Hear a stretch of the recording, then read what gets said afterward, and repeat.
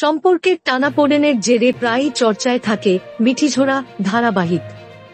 সিরিয়ালের শুরুতে যারা ছিলেন নায়ক নায়িকা, কিছুদিন বাদে নায়কের বিপরীতে আরেকজন সহ অভিনেত্রী তথা খলনায়িকাকে দিয়ে তাকে সাইড রোলে পাঠিয়ে দেওয়া হয়। তার পরিবর্তে নায়িকার বিপরীতে এন্ট্রি নিয়ে নতুন নায়ক, যিনি কিনা এখন খলনায়কের মতোই অভিনয় করছেন। মিঠিঝোড়ায় প্রথমে নায়ক হিসেবে দেখা গিয়েছিল অভিনেতা সপ্তর্ষি রায়কে, কিন্তু বর্তমানে তার দেখা নেই ধারাবাহিকে। এবার সোশ্যাল মিডিয়ায় তাকে নিয়ে মনের কথা শেয়ার করলেন রায়পূর্ণা ওরফে অভিনেত্রী আরাত্রিকা মাইতি। আসলে শুক্রবার ছিল সূর্য ওরফে সপ্তর্ষির জন্মদিন। সিরিয়ালের গল্প বলছে, বিয়ের দিন নিজে পাত্রীর জায়গা ছেড়ে উঠে বোন নীলুকে প্রেমিক সূর্যর সঙ্গে বিয়ে দিয়ে দেয় রাই। তারপরে অনেক জলই বয়ে গিয়েছে। নীলুর সঙ্গে ডিভোর্স হতে বসেছে সূর্যর, অন্যদিকে রায়ও অনির্বাণের সঙ্গে বিয়েতে অসুখী।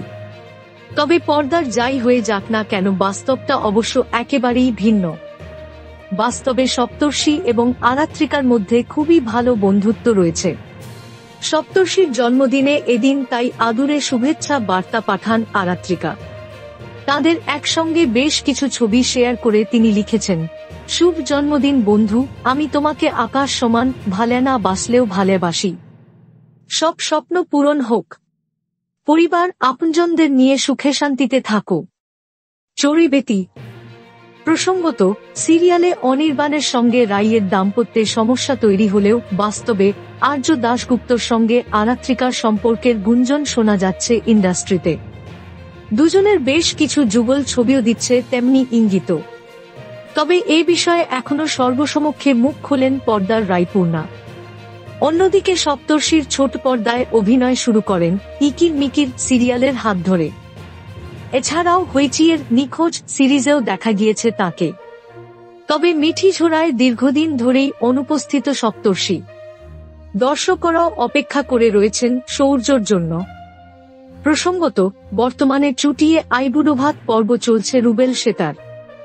দুজনেরই সিরিয়ালের সেটে দেওয়া হয়েছে আইবুড়োভাত। তাঁরা বিয়ে করবেন বৈদিক মতে, অর্থাৎ বিয়েতে কন্যাদান হবে না। মহিলা পুরোহিত নন্দিনী ভৌমিক এই বিয়ে দেবেন। এর আগে অভিনেত্রী সন্দীপ্তা সেনের বিয়েও দিয়েছিলেন তিনি।